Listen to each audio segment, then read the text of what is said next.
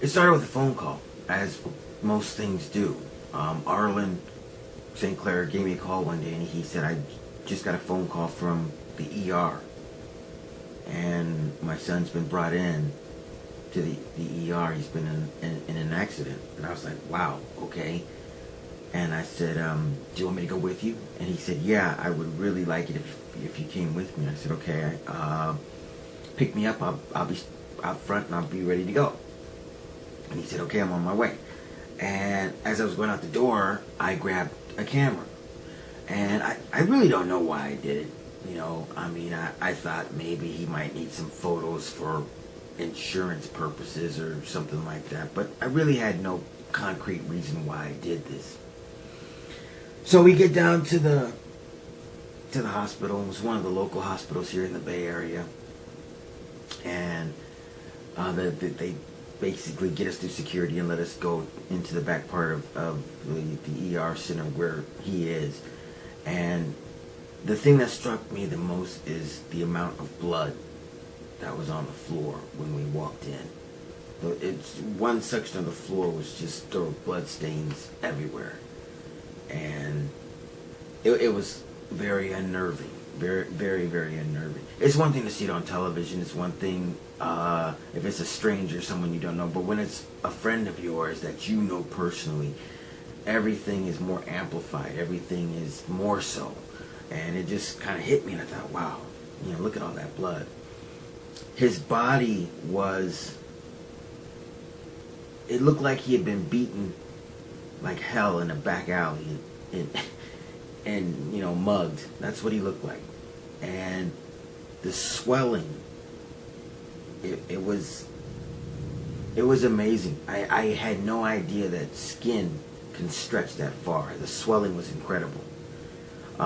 He was sitting kind of peacefully because they had given him some painkillers, and so the pain was kind of a dull roar. And he was signing some release forms because he was going to have some x-rays and some follow-up work. But one of his feet were just, the toenails were mangled. I thought they're going to fall off at any moment.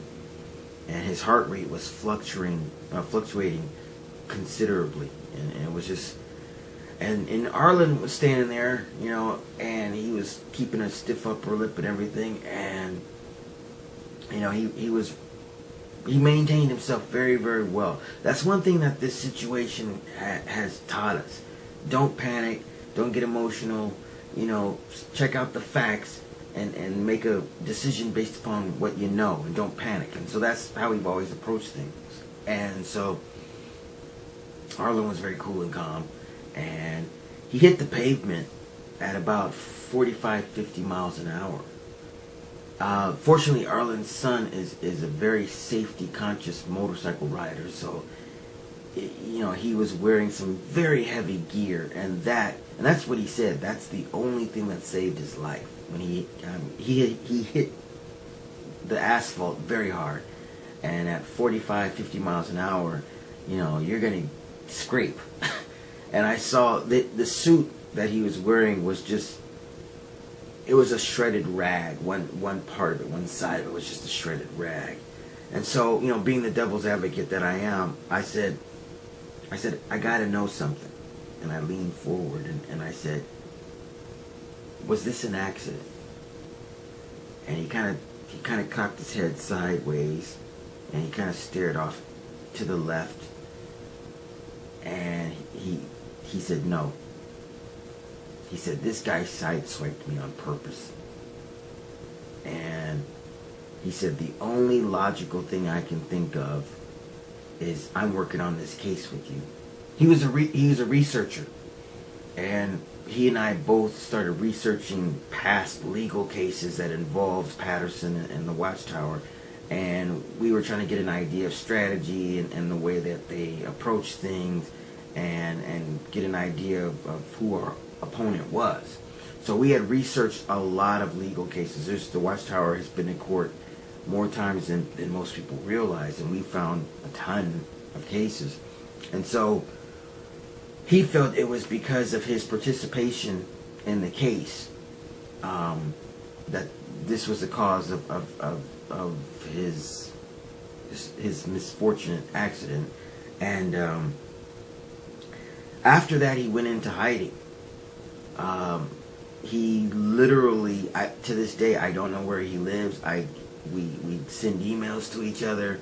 He might call me on the phone, but he is deathly terrified because he feels that like he is being targeted by the Watchtower because of his assistance with this case. He lives in hiding. The only time he leaves his house is just to go to work. That's it. He's bought a firearm for protection, you know, and he just, like I said, he's afraid for his family. He's got a 3-year-old girl. He's got a wife, and he's afraid that he's being, you know, targeted by the Watchtower. And there have been some incidents involving Jehovah's Witnesses that he ran into while they were at Trader Joe's and various other outlets and shops. And, you know, based upon that and some other things, he definitely feels like, you know, Patterson's, you know, enacting a little revenge, you know. And that's the thing that we learned through this whole case. You know, if you're doing anything that can be embarrassing or make the Watchtower look bad, or if you're digging up information that they don't want people to know, they're going to find a way to get even with you. There's no turn the other cheek with these guys. No.